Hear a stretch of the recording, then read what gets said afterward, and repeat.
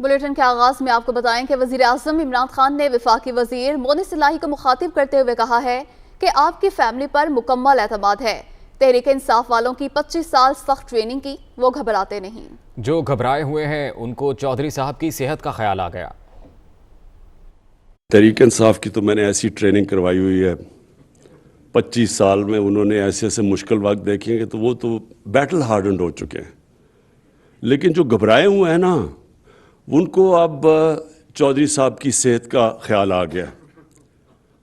چودھری صاحب میں سمجھتا ہوں پاکستان کے وہ پولیٹیشین شاید ہی کسی کے پاس وہ سکلز ہو پولیٹکس کے جو چودھری شجاعت کے پاس ہے، اور لیکن ان کو یاد آ جانا ہے ایک دم کہ ان کی صحت کے اوپر، یہ وہ لوگ ہیں جو وہ گھبرائے ہوئے ہیں، جو گھبرائے ہوئے ہیں وہ آج کل 20 سال پرانی اپنے جو ورکرز کی، اپنے جو MPs MNAs کی فوتگیاں ادھر بھی جا رہے ہیں آج کل، ان کو یاد آ گئی ہیں، تو اس لیے وہ گھبرائے ہوئے ہیں۔ ہمارا اس وقت آپ کے اوپر، آپ کی فیملی کے اوپر پورا اعتماد ہے۔ اس سے پہلے وفاقی وزیر مونس الہی نے وزیر اعظم عمران خان کو مخاطب کرتے ہوئے کہا، سیاسی لوگ تعلقات بناتے ہیں اور نبھاتے ہیں، ہمارا کام گھر آنے والوں کو ویلکم کرنا ہے۔ وزیر اعظم صاحب ایک بار پی ٹی آئی والوں کو تگڑا پیغام دے دیں، گھبرانا نہیں ہے۔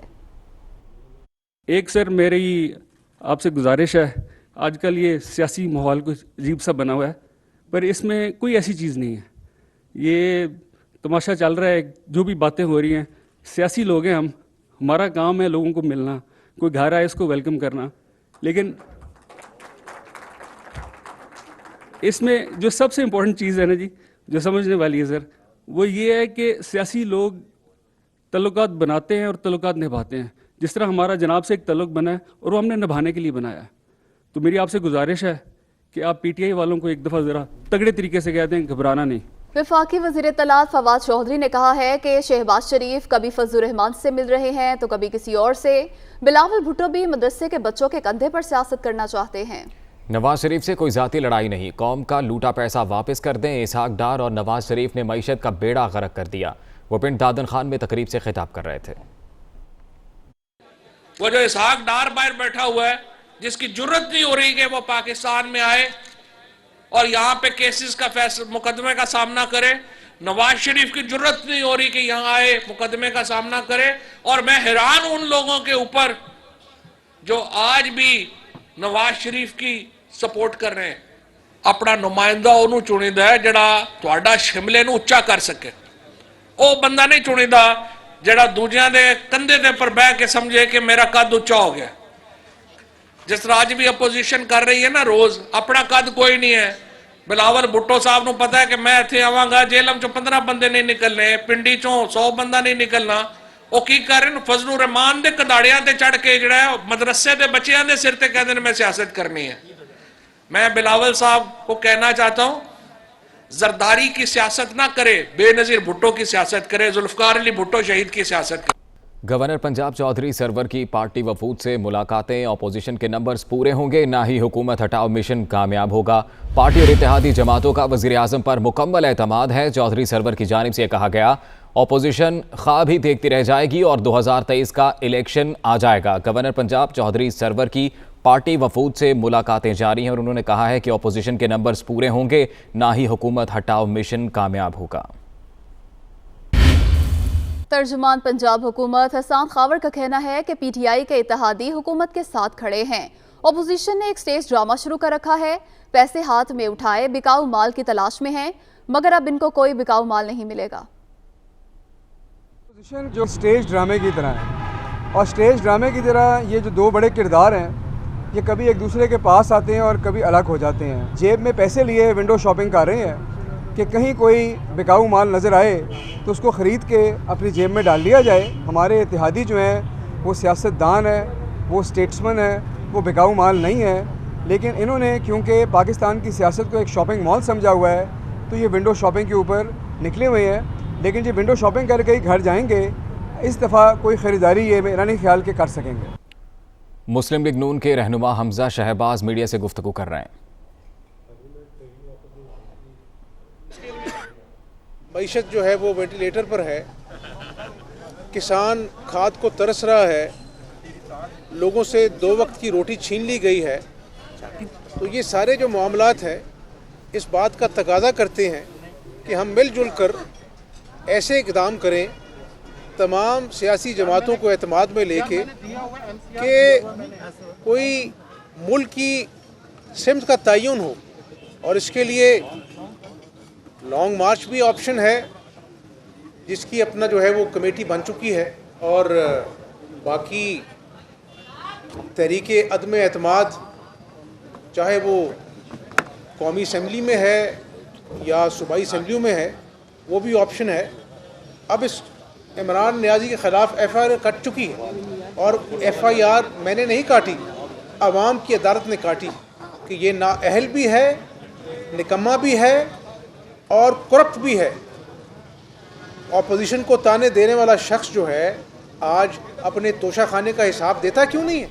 खैबर पख्तूनख्वा में बल्दियाती इंतखाबात के दूसरे मरहले से मुतल्लिक ये केस है और खैबर पख्तूनख्वा हुकूमत की 31 मार्च को दूसरे मरहले के लिए पोलिंग की मुखालफत नए शेड्यूल पर मुशावरत नहीं की गई। एडवोकेट जनरल KP की जानिब से ये मौक़िफ़ अपनाया गया है।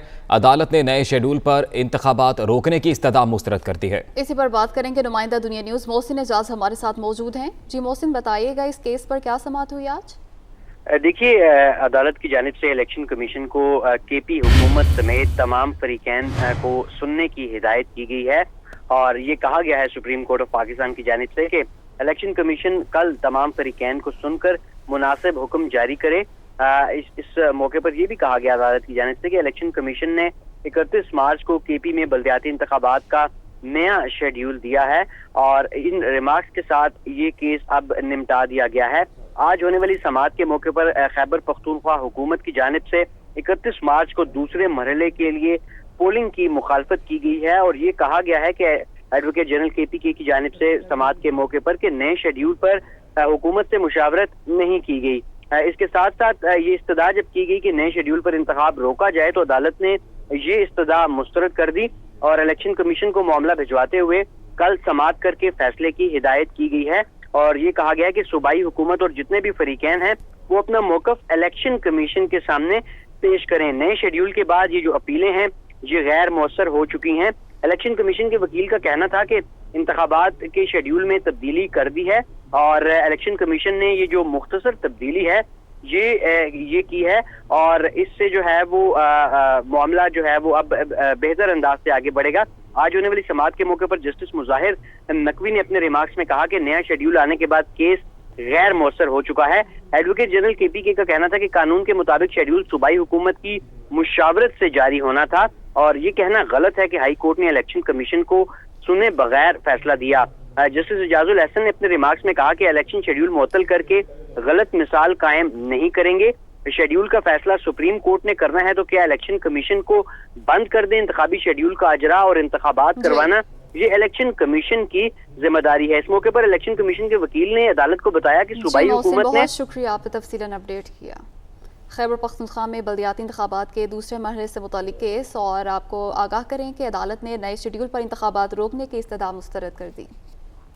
सुप्रीम कोर्ट ने केस इलेक्शन कमीशन को भिजवा दिया है। कल समाअत करके फैसले की हिदायत जारी की गई है, और ये भी हिदायत जारी की गई है सुप्रीम कोर्ट की जानिब से कि सूबाई हुकूमत और फरीकैन इलेक्शन कमीशन के सामने मौक़िफ़ पेश करें।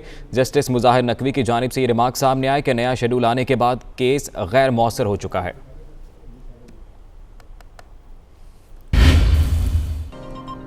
कोरोना से अमवात का सिलसिला जारी है। गुज़िश्ता 24 घंटे के दौरान मजीद 29 अफराद जाँ बहक हो गए। NCOC के मुताबिक पाकिस्तान में कोरोना से अमवात की मजमूई तादाद 29,801 हो गई है, जबकि एक्टिव केसेस की तादाद 76,639 है।